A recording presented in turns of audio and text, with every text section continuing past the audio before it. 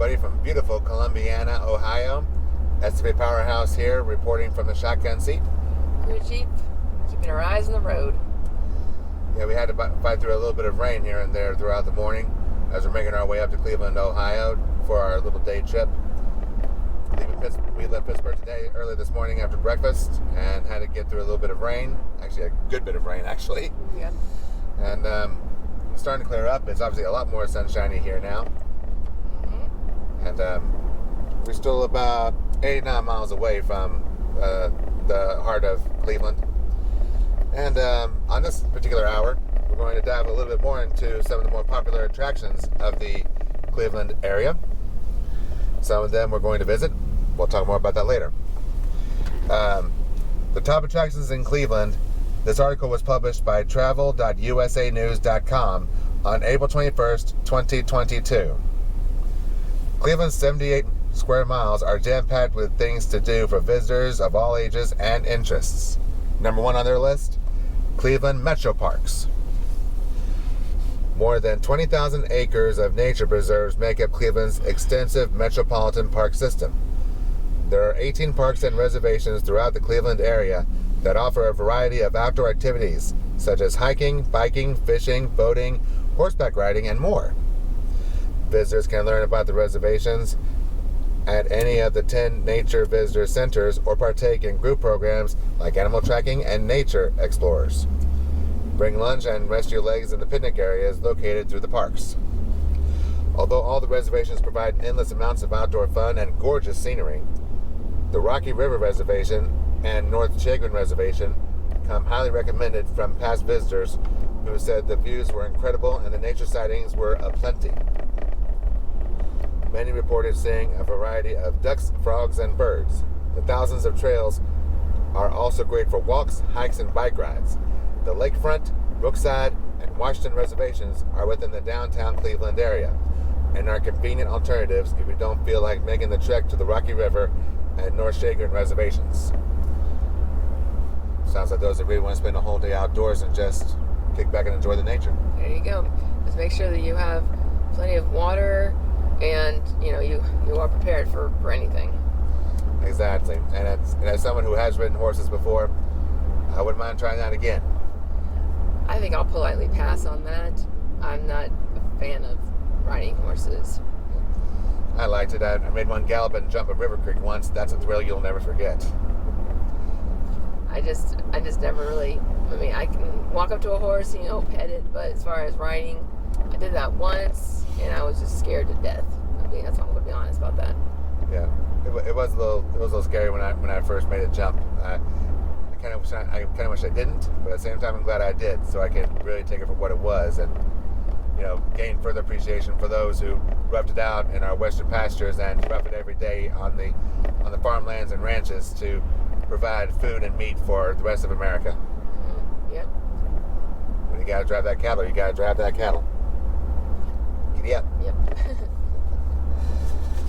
All right, second on that list. Take a guess. I don't know. I don't know if I'm being sarcastic. Rock and Roll Hall of Fame.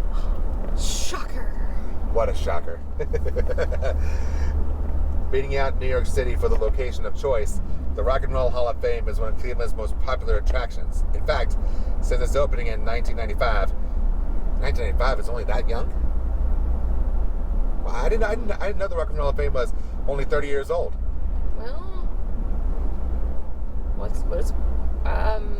I don't know what to tell you. I don't know I didn't think it would be that young. I really didn't. I thought it would be older than that. I thought it would be maybe early 80s, maybe, when it started. But then again, I don't know. Because I guess a lot of musicians were inducted into the Hall of Fame posthumously, like Elvis Presley, for example. Yeah, just to name a few. But anyway, go ahead. Anyway, so, in fact, since its opening in 1995, more than 9 million visitors, musicians, and celebrities alike have walked through its doors. The museum houses a number of permanent and temporary exhibits, as well as special collections and artifacts from some of the best rock and roll musicians of all time, such as the Beatles, Metallica, Jimi Hendrix, the Rolling Stone, and many more. I'll be seeing Metallica very soon. I can't wait to see them. The museum also offers lectures, films, panel discussions, and of course, live rock music performances. But perhaps the museum's most famous event is the annual Rock and Roll Hall of Fame induction ceremony that takes place every April. You don't need to be a diehard fan of rock music to enjoy the country's one and only Rock and Roll Hall of Fame. Reason visitors love the museum's massive collection of memorabilia and enjoy the historical aspects behind each exhibit. The short films and inductive videos come highly recommended, as well as the outdoor patio and cafe and the museum shop. Although some warn that this may not be a great place to bring youngsters who aren't that familiar with rock and roll legends. Also be sure to call ahead if you have a particular exhibit you want to see, because the displays are constantly changing. I'll just keep going this way. Anyway, so like I said, as a musician myself, the Rock and Roll Hall of Fame was definitely on one of my top 5 lists to go to. And you? Definitely. So, and like I said, I will be seeing Metallica in Houston later on after this trip. Can't wait to see them. Looking forward to it. Right. Number 3 on the list is the West Side Market. Dating all the way back to 1840, Cleveland's oldest publicly owned open-air market began on a simple tract of land. After undergoing intense renovations and repairs, the West Side Market reopened to the public in 1912, unveiling its indoor yellow brick market house and its iconic 137-foot tall clock tower. Over the years, it has continued to grow, and the market is now home to more than 100 different vendors selling items from all over the world. And you don't have to be a foodie to appreciate the wide array of fresh produce, baked goods, dairy and cheese products, meats, and even fresh flowers sold here. This historic market also houses food stalls selling ready-to-eat items, candies, and nuts. Having been featured on the Travel Channel and Food Network, Westside Market is an original must-see Cleveland attraction, luring more than 1 million visitors each year. Good thing I just had breakfast, or I might be hungry. Let's see. How much further did I turn? We'll turn left here on Regenberger and pretty shortly. Right here? Yeah, right here, just past the truck. We're trying to get back over to the freeway. We took a little detour. Looks like we're going to take a nice little drive through a little residential neighborhood here. That's all right. We'll go up at 46 North here in about a mile and a half. All right. Okay. Going back to the West Side Market. Both locals and visitors recommend strolling the market and enjoying the fish samples before making any purchases. There's a lot to see, so try before you buy. Travelers also note the European feel of the market is especially appealing. Many applaud the fresh produce and meat selections, as well as the low prices, while some say the architecture of the building alone is worth a visit. Just be careful if you plan on driving, because the parking lots fill up fast. I think we kind of learned that through our Pittsburgh experiences already. I think so. Going straight. Right. So, flowers, nuts, meats, and fish, and many other things to enjoy at West Side Market. Like the world's biggest open-air supermarket, I guess. Anyway, number 3 on the list from USA Today, or USA News. It's USA News. Number 3 on the list, the Cleveland Museum of Art. This art museum may be small, but it competes with the best of them, drawing more than 550,000 visitors from all around the world each year. Founded in 1913, quote, for the benefit of all the people forever, end quote, the Cleveland Museum of Art currently houses more than 61,000 pieces of artwork spanning 6,000 years. Wow. The exhibits are arranged in chronological order and include photographs, paintings, sculptures, objects, and installations by world-renowned artists, including Vincent van Gogh, Claude Monet, Salvador Dali, and Pablo Picasso. There are also special exhibits and events, such as Parade the Circle and the Solstice Summer Music Festival, hosted by the museum annually. Past museum goers have nothing but good things to say, with many lauding the museum for its extensive collection of world-class art. majority praised the CMA's huge and impressive selection of modern and contemporary works, specifically the paintings, while others highly recommend visiting the museum restaurant and resting your legs in the atrium. What's more, kids will enjoy the hands-on arts activities offered in Studio Play. Yeah, we'll hang it right here. Well, I know we appreciate art too, not just you and me, but members of our families too. Yes. Yep. All right. I know. Recently, you saw an exhibit on Van Gogh in Houston, didn't you? Years ago, my sister took me to the Museum of Fine Arts in Houston, and they had a display. Pretty impressive, huh? Mm-hmm. All right, we'll be taking a ride real quick here to State Highway 11 North. All right. Sorry about the little detour. I misread the map. It happens to the best of us. No big deal. Hey, scenic views no matter what, right? Yeah. All right. Next up on this list of top attractions, the Cleveland Botanical Garden. The Cleveland Botanical Garden offers a natural oasis located within the concrete jungle. Founded in 1930, the property features 10 acres of outdoor gardens and an 18,000 square foot glass house. Visitors can spend the day strolling through 11 different gardens, such as the Japanese Garden and Inspiration Garden, before grabbing a bite at the on-site cafe and heading indoors to the glass house. The greenhouse features everything from butterfly-filled rainforests of Costa Rica to deserts reminiscent of Madagascar, as well as 350 species of exotic plants and 50 species of birds, reptiles, amphibians, and more. Children will especially love running around the Hershey Children's Garden, which features a fountain and a treehouse. The gardens also offer a variety of adult, family, and children's programs like arts and crafts, butterfly releases, and yoga. The gardens receive stellar reviews from past visitors who said it's a great place to relax and enjoy the serene surroundings. Travelers particularly love the variety of themed gardens as well as the flowers inside the glass house. Even those who weren't interested in plants said they had a fantastic time strolling the grounds, and many noted that the gardens are beautiful year-round. Well, if you want to get out and smell the roses and see the butterflies, There you go. last time I saw butterflies was in the Moody Gardens rainforest. What about you? Also, there's a butterfly exhibit at the Museum of Natural Science there in Houston. I went there one time. Oh yeah, there is. The butterfly exhibit. All the times I've been to the Museum of Natural Science, I've only been to the butterfly exhibit once. I guess it's just I wasn't too fond of butterflies flying around and trying to get on me or something. I don't know. I confess, they initially did startle me when they flew right past my face. Yeah. But on a rare occasion, when one did land on the palm of my hand, it was pretty cool. Yeah. But anyway, so. All right. Up next on the top attractions list from USAnews.com, Cleveland Orchestra at Severance Hall. Originally opened in 1931, Severance Hall is home to the Cleveland Orchestra and regarded as one of the world's most beautiful concert halls.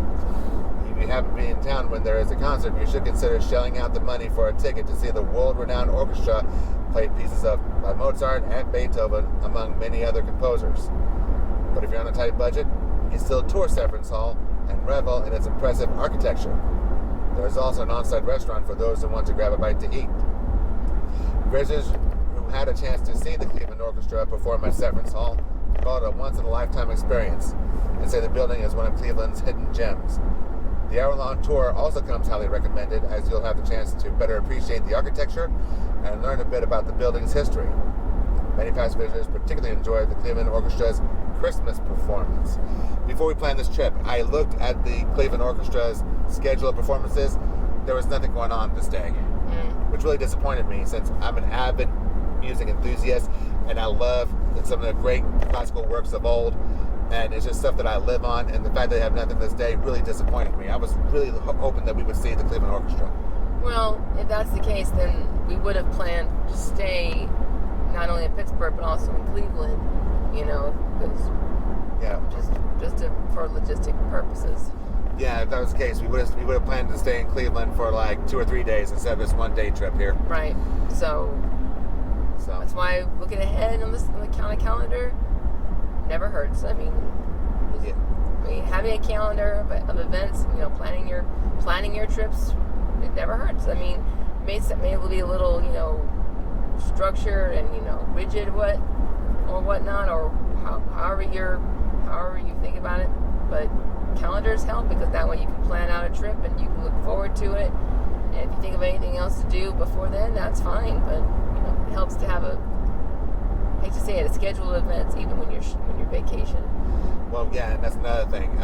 All these sites that we have mentioned on this list, they also have their own websites with a calendar of events, so that helps you plan even more. Mm-hmm. So as you're planning your trips, look at these sites, look at their events, and go from there. And that's why we planned what we planned for today. We planned for the Rock and Roll Hall of Fame, and we planned to go to Progressive Field to see the Astros take on the Indians. Right, or the Guardians. Once again, if you want to call them the Cleveland Indians or the Guardians, whatever. So. All right, so again, I was, like I said, going back to the Cleveland Orchestra, I was really hoping to see them. The last professional orchestra that I saw, that you and I saw, was the Houston Symphony back in downtown Houston, and we saw them perform the 9th. Yep, Beethoven's 9th. I mean, when you're talking to a professional musician and you talk about the 9th, they don't have to guess which composer or symphony you're talking about. The 9th was so revolutionary and impactful on the music scene of the world. You talk about the 9th, they know you're talking about Beethoven's 9th Symphony, Ode to Joy. Right. Unfortunately, I think there are people out there that are not familiar with it, but that's okay. But that's a crime, but that's just me. Yeah, but again. Clear. Anyway, so that is my opinion. So hopefully we'll see another professional orchestra in another town when the stars align. We shall see. Yep. Right now, let's go back to the article. Next on the list of attractions to see, Cleveland Metro Parks Zoo. With more than 3,000 animals representing 600 species, you'll find plenty to do at the Cleveland Metro Parks Zoo. Beyond regular zoo amenities, such as animal viewing, gift shops, and dining, this zoo introduces animal lovers to more educational experiences, allowing visitors to participate in a variety of hands-on activities like giraffe and lorikeet feedings, camel rides, and overnight programs where guests spend the night at the zoo in safari tents and partake in night hikes, s'mores making, and behind-the-scenes tours. Camping in the zoo in the wild. Or I don't remember the Houston Zoo doing that. Then again, it's been only years since I've been to a zoo. Yeah, it's been a little while. Yeah. But it's cool that they offer that, so if you really want to get in touch with nature and get wild, there you go. Yeah. I thought that was a good playoff. Visitors of all ages will enjoy the Cleveland Metro Park Zoo, with past visitors fawning over the exhibits and attractions, particularly favorites including the elephant crossing and carousel and the informational descents.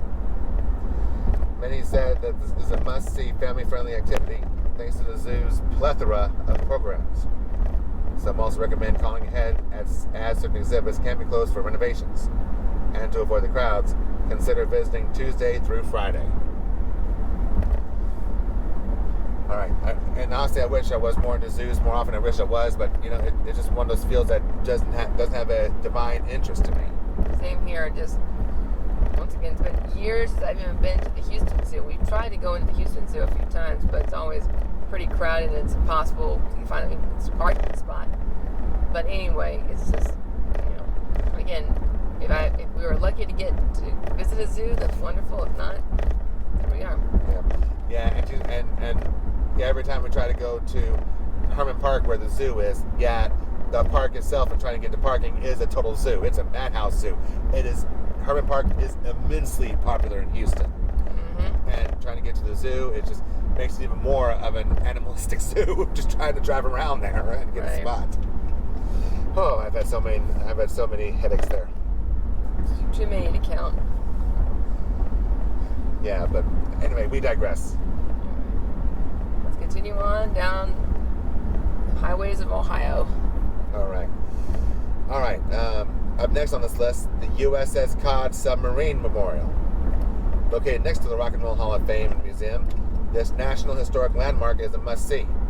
The World War II sub was placed in commission on June 21st, 1943, under the leadership of Commander James Dempsey, and is famous for performing the only international submarine-to-submarine rescue in history. It still stands exactly how it did years ago during wartime, with no alterations. Visitors can enjoy a self-guided or guided tour of the submarine, as well as a Mark 14 steam-driven torpedo, a 5-bladed bronze submarine propeller, and a search periscope. Make sure to stop by the memorial and pay your respects to nearly 4,000 men and women who lost their lives aboard U.S. subs. Visitors say the USS Cod is a hidden gem and perfect for the family, as the kids will love the deck gun. Many said the best part of their visit was being able to walk around a genuine, historic, unrefurbished World War II submarine and talking to the informational volunteers.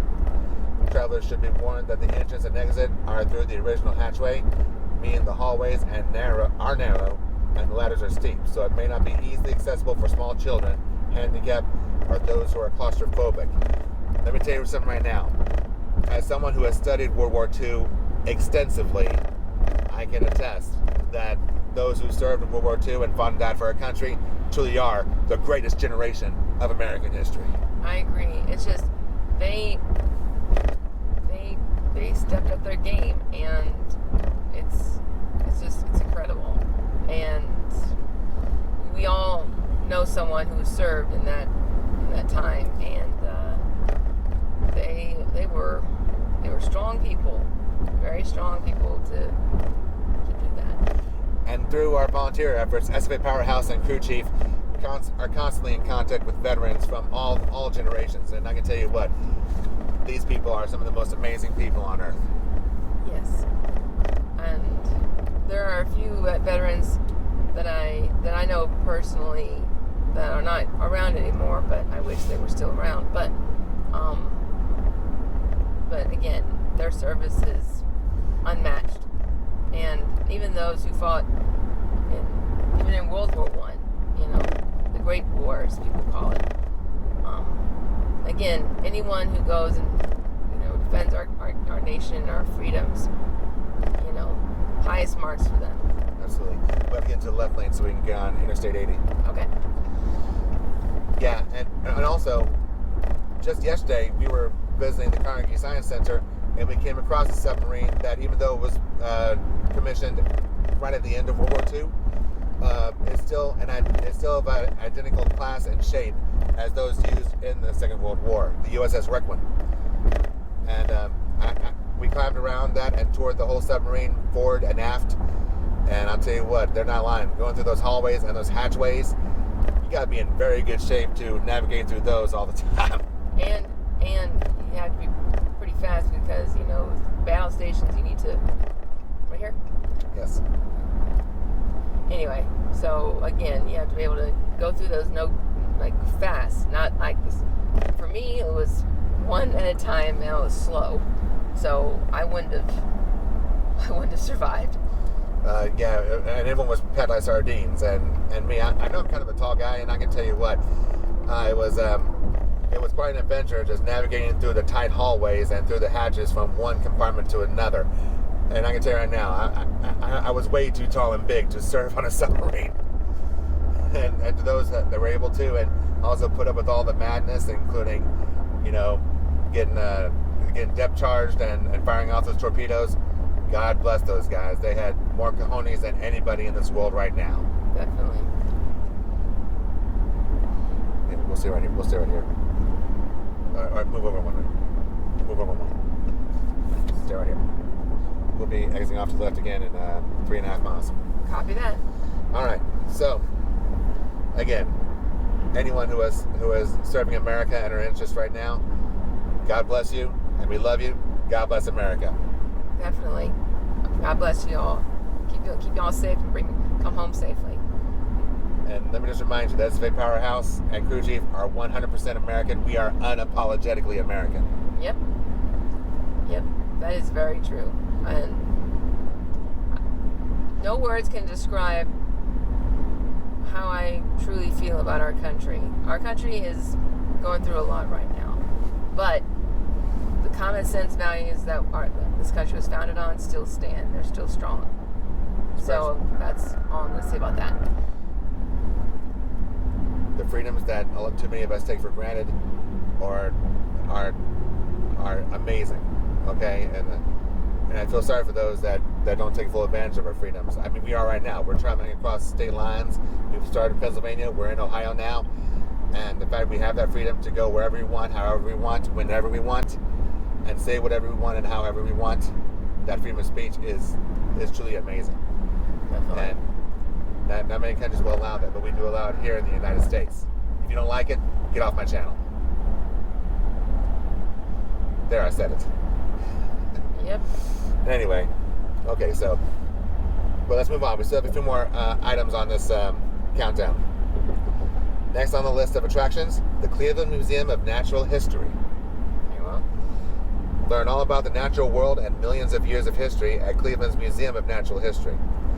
With a variety of permanent exhibits, such as dinosaurs from different prehistoric eras, Balto the Alaskan sled dog, and Ohio's first planetarium, museum goers are bound to find something that suits their interest. Visitors can even experience what a 5.5 magnitude earthquake feels like, or put their paleontology skills to the test and dig up fossil dinosaur bones. After visiting the museum, head to the Smead Discovery Center, Perkins Wildlife Center, and the Schaffner Planetarium and Mueller Observatory on the same property. The museum has a ton of temporary exhibits and events, so be sure to check out the schedule before visiting. Observatory, there's one thing I love to do. It is stargazing. Yep. Definitely. Find the planets, find some stars, maybe even find an asteroid if we're lucky, or a comet. See. My favorite was going to an observation a few years ago and getting a close-up view of Saturn. You can see the rings so beautifully. Definitely. It's one of those things that makes you go, wow. Makes you question things sometimes. Sure makes you think, and think about how small the world is compared to the rest of the entire universe. Mm-hmm. All right, we're good. We'll stay here on this highway for 17 miles. All right. More about the Cleveland Museum of Natural History. The dinosaur exhibits and interactive dioramas and artifacts received heaps of praise from past visitors, who also recommended bringing the entire family and taking a guided tour. Although some said that the live outdoor animal enclosures need some major sprucing up, as the cages seemed too small and the animals looked unhappy, the high admission cost also made some second-guess their visits. Okay, so just keep an eye out for that. Yes, we should take care of all animals no matter what, okay? Especially if you're going to go show them off to the public, please take care of everything like you're supposed to. Right. Now, we've never been to this place, and that's not on our agenda today, so we can't really say much about it. No. But we do not need another circus within the circus, so to speak. Very true. If you know your history, you know what I'm talking about. Mm-hmm. All right. And listen, I love natural history, so I have no problem learning how we came from where we were several billion years ago to now. I have no problem with that. Plus, within an observatory and another planetarium, I love planetariums. You can just chill and relax in the chairs as you look up in the stars and hear the stories. I love that stuff. In fact, we were in a planetarium yesterday, were we? Yes.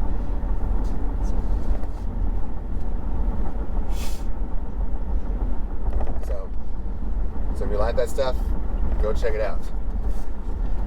There's 2 more to go, but these last 2 are of particular interest as well. The next 2 on this article, the Christmas Story House and Museum.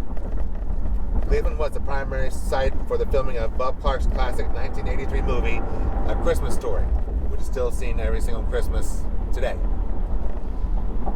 If you're a fan of the movie, you won't want to miss visiting Ralphie's house now, would you? The Parker house used in the film has been restored to its original cinematic glory.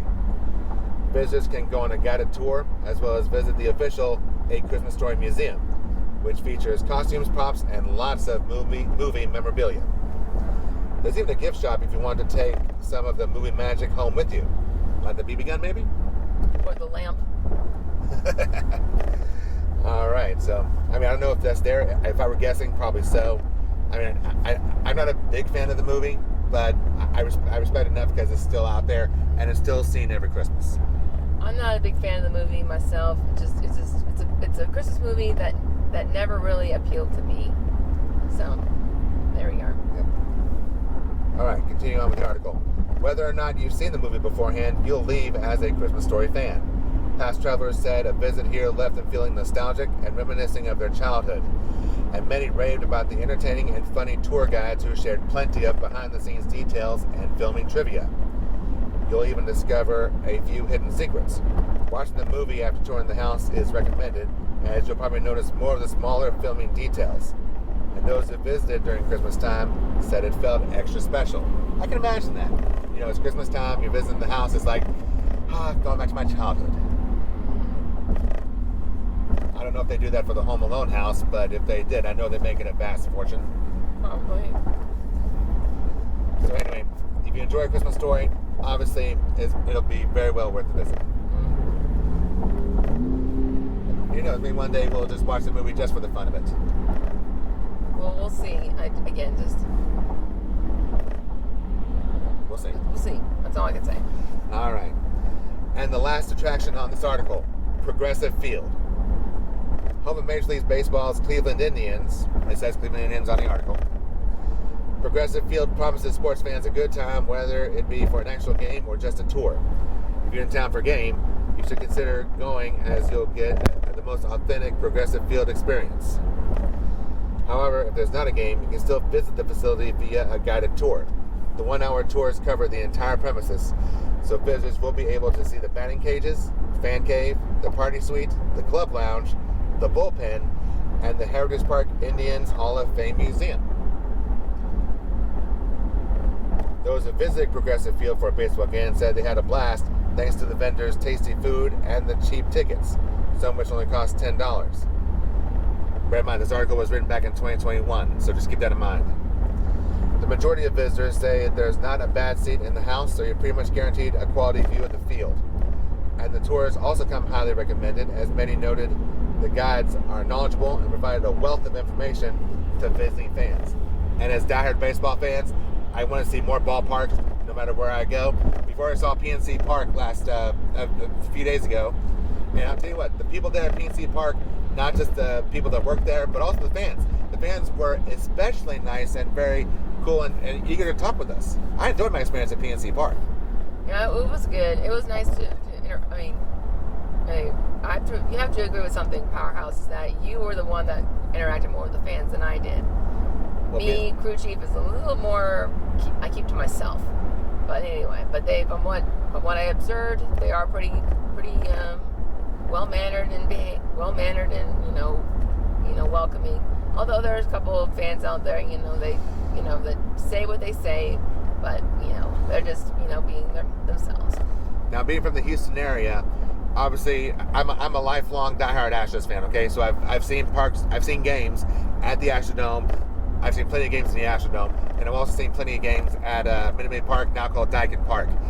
And so what we've experienced, what Crew Chief and I have experienced at our ballparks in Arlington, where we saw the Rangers, and Miami for the Marlins, and also Kansas City, and also I've also been to Chase Field in Phoenix, Arizona as well. There's always, regrettably, in these visiting ballparks, there's always going to be one fan who's either too obnoxious or too intoxicated, or worse, both. And they'll just shoot off their mouths and they will not give a rip. Which, if you don't have the skin to take it, then just do your best to block them out, okay? I mean, some of their stuff can be obnoxious, but listen, the worst thing you can do is start something, okay? Don't start anything. You go to a visiting ballpark, you just keep it to yourself, and let them be obnoxious, let them be jerks. And if your team wins and you're at the visiting ballpark, you can just take it with a nice little smile and say hi. That's it. Exactly. Be the bigger person. Don't sink yourself to their levels. Again, the most annoying fans I know that I've seen are the ones that are intoxicated and obnoxious at the same time. That's probably the worst fan to come across. But anyway, even so, you be the bigger person. You just ignore what they have to say. They probably don't mean it because they had probably a little too much in their system. But just, hold your head up high and just, be the bigger person. Don't add fuel to the fire. I know a lot of this seems like common sense, but just telling you what we observed and have learned over our previous experiences in visiting ballparks. Now, at the time of this recording, the Houston Astros are in first place in the American League West, while the Cleveland Guardians, or Indians, whatever you want to call them, they're in third place in the American League East, which is a lot tougher. The American League Central, excuse me. They're third place in the American League Central, which is very tough. The Tigers and a couple other teams are very, very good at this time. And ironically, the Astros and Guardians currently have an even record, like they're about the same record. Okay, so I imagine since it's going to be a lot more competitive, this game is going to be a lot more competitive, which means that all the fans are going to be a lot more invested in this game. So if things happen, I imagine this is going to be a lot more passionate game with a lot more passionate fans, which unfortunately means that it might lead to a couple more obnoxious ones. So hopefully we won't have that. And like I said, we've had no bad experiences at these ballparks. I just hope there's not too many obnoxious fans out there. I don't think there will be, but at the same time, we have to keep in mind that the Astros and the Guardians have had recent playoff history, and the Astros pretty much beat the Indians over the last couple times. So we are anticipating that they're probably a little bit more trash talk on this one. I hope not, but at the same time, just again, keep your head high. Again, don't sink to their level. Cheer for your team. Just take the high road, not the low road.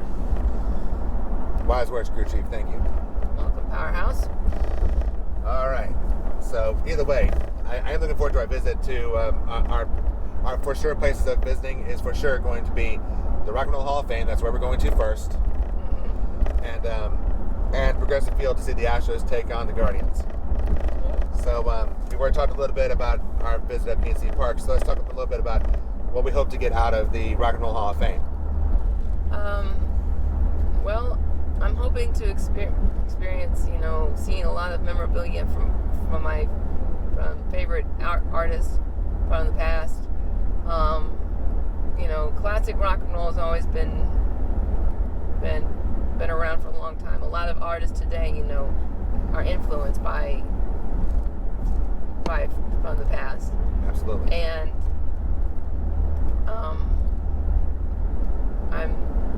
I don't know.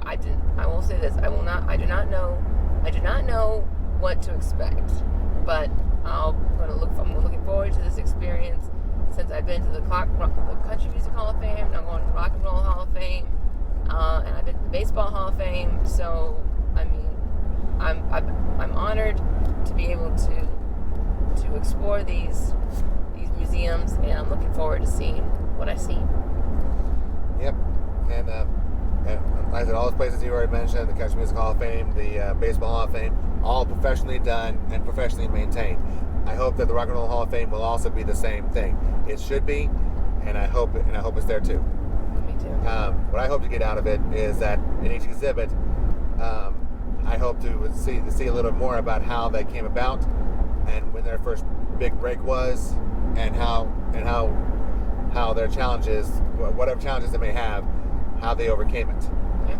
And of course, again, great sampling of their music and their and maybe see samples of their memorabilia or iconic items like iconic guitars, iconic clothing items, whatever. Okay, I hope to see that. And as I already mentioned, a few of the artists I hope to see. Any other artists you hope to see? There's a lot out there, I know. There's a lot. Well, maybe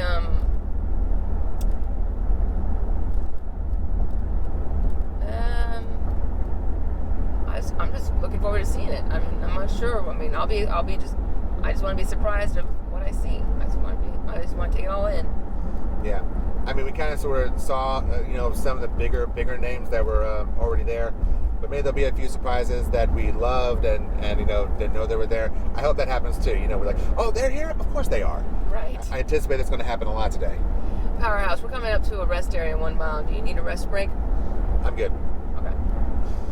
All right. So as we're going on, I do hope that it'll be a great experience with a ton of. I expect a ton of records. I expect a ton of memorabilia.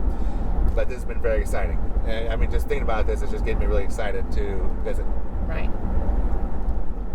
And then, and like I said, if we have enough time between the Rock and Roll Hall of Fame and then going over to Progressive Field, which is several blocks away, in a different garage, so we're going to have to move. Hopefully we'll have enough time to also, maybe do a quick walking tour of the USS Cod like we did the USS Requin. Right. Unfortunately, right now, Crew Chief needs to use the facilities. All right, we'll go ahead and wrap this one up. All right, ladies and gentlemen, appreciate you hanging out with us. Appreciate you listening to us on this little podcast as we make our way to Cleveland. Y'all take care. God bless. This is SFA Powerhouse signing off. And this is Crew Chief. Hope you enjoy the drive. Y'all take care. God bless. And enjoy the ride. Rock and roll.